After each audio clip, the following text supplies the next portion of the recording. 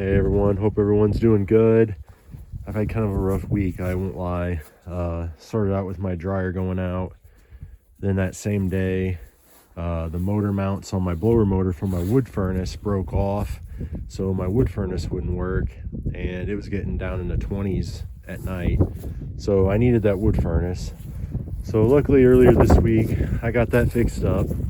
But I want to talk about something I've been meaning to talk about here as I walk over to the firewood.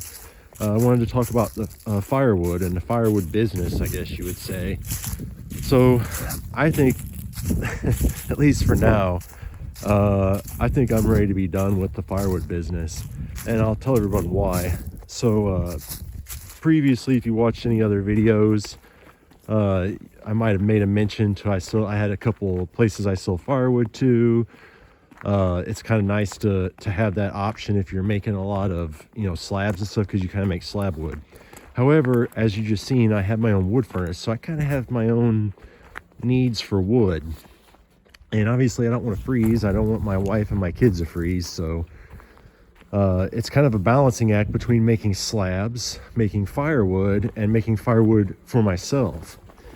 So where I'm getting at with this, now that I got a mill, like for instance, this stuff right here, this is elm, okay?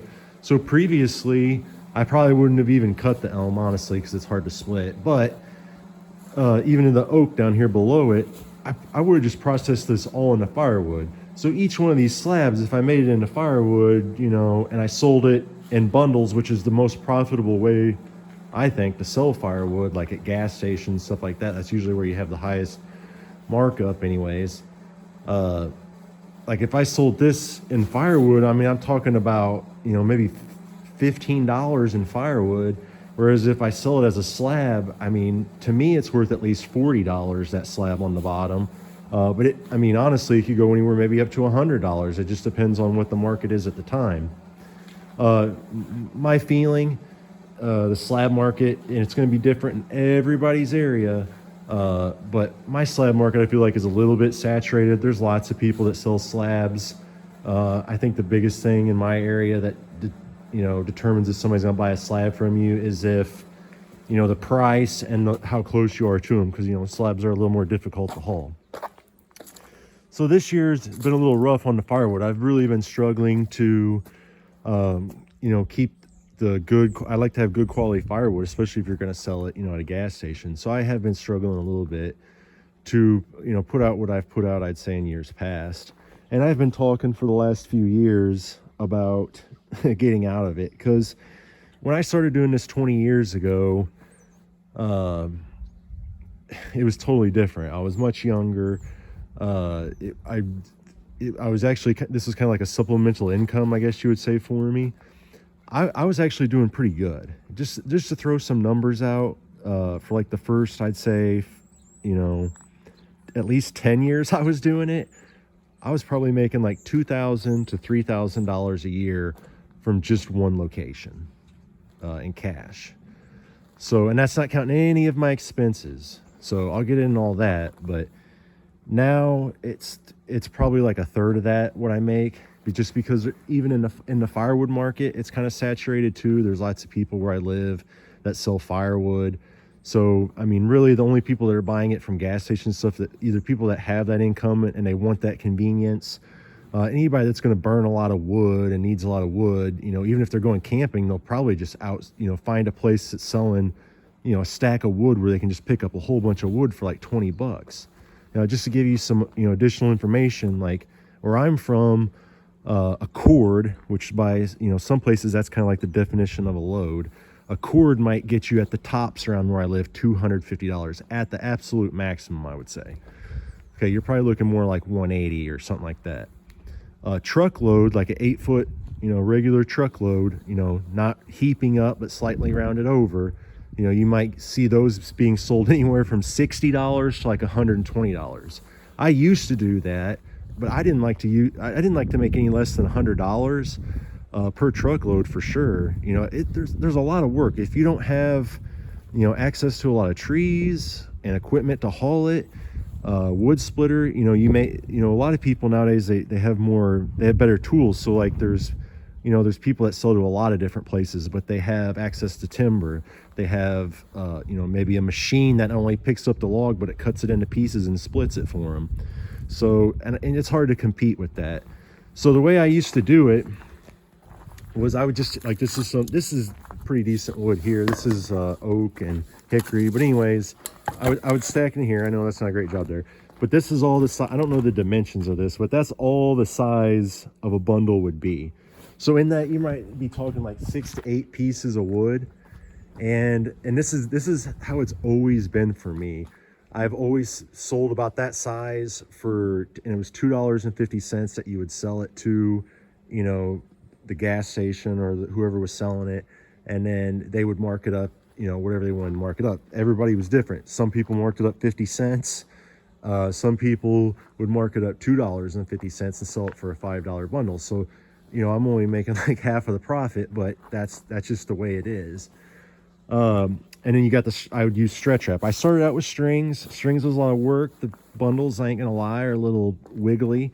So I ended up going to stretch wrap. When I started doing that, stretch wrap was cheap. It was like $5, for a roll of stretch wrap.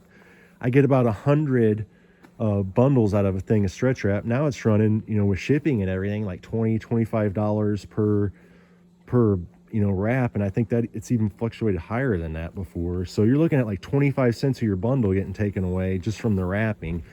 So you're making $2.25. That's not counting your time to go get it, to go split it, to go stack it, to wait for it to dry, then to take it from the stack and bundle it, drive it up to where you got to go it. Now, it's still, it depends on what you consider your hourly wage to be worth. But honestly, at this point, I'm not trying to be like rude about it or nothing, but I could probably just go work at a fast food restaurant and make more per hour doing that than bundling firewood, just because, I don't have a lot of excess time. I don't have machines to automate all this for me. So with my costs and my input and time, that's just, it's not a lucrative business. So for the last 3 years, I thought, my son's getting older. He's almost 16. I thought that's something good for somebody like that age to get into. It teaches them, responsibility and having to, work. And this is pretty good work. So it's, it's a pretty good, job to kind of start out, like mowing lawns, that type of job, But just recently, I've just been having some hard times with selling firewood. It's just, I can't justify a lot of times making, nice logs into firewood when I could just cut it into slabs, or when I could, stack up firewood for my house. Because right now I actually have none. So luckily, now that I've decided that I'm getting out of the firewood business, and it necessarily wasn't by choice, I would say. I had one vendor. He was kind of like a businessman type, and it just so happened somebody came in and they asked him how much he was paying per bundle, and I think he told him, and I think they just undercut me by 20 cents or something per bundle. He tried them out.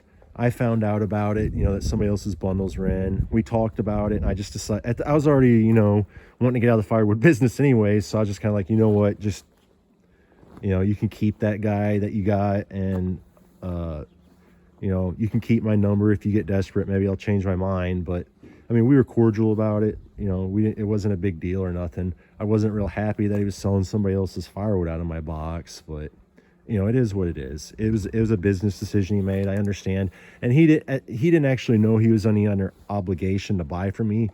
I think he just kind of thought he could, if somebody came along that's cheaper, he could try him out, and it was no big deal. But that's what happened with that place. And then I had a second place, and this is the one I've actually been doing for 20 years. And anyways, we'll go for a little walk here. And I've been selling firewood to this place for 20 years. And that's where I started out. I was pretty much like in high school when I started selling this place. If you remember another video I did, basically it was my younger brother. He kind of started doing firewood there, and then I kind of took it over for him whenever he went into the military. And then that was like, I'd say it was in the 2000, like maybe 2004 or 5 maybe. I'm not real sure, but it's been almost 20 years ago now. And Yeah, I know. I was helping him like even back before that. So since I was like in high school, like I might go with him and cut wood or something every once in a while. It was his business. He did 99% of the work, as I recall, but it kind of got me introduced to it, I guess you could say. But then like in 2005, I ended up taking over and doing this place. And I just, after the week I was having, I went up there and, nothing was unusual. This is the kind of place where like, I don't get like a call, saying bring 50 bundles or anything like that. Some customers are like that. They want you to, bring a certain amount of bundles at a certain time. And, I'm cool with that. But this wasn't one of those situations. I was just kind of supposed to keep an eye on it. When it got low, I was supposed to fill it. So I drove up there to, I got some bundles. It's the end of the year, so I'm not going to stock it up real full. But I like to put a little bit in there and then rotate everything. So the old wood's on top and the stuff I bring is on the bottom. So I went up there to do that. And basically the person that I was buying wood for 20 years just told me he didn't want my service anymore. He didn't want to sell wood anymore. Said it was too much work. He wasn't making enough money. Totally understand. It's his business decision. I was very upset about, driving all the way up there. And then basically when you're starting to do the work and you're starting your work and you've already been paid for everything, then they tell you they just want you to leave. But I'm not going to lie. That situation I did not handle the greatest. I was frustrated. And, after knowing somebody for 20 years, you think you earn maybe like the slightest bit, of respect or dignity or something from them, but apparently not. So after that, I've decided I'm getting out of the firewood business.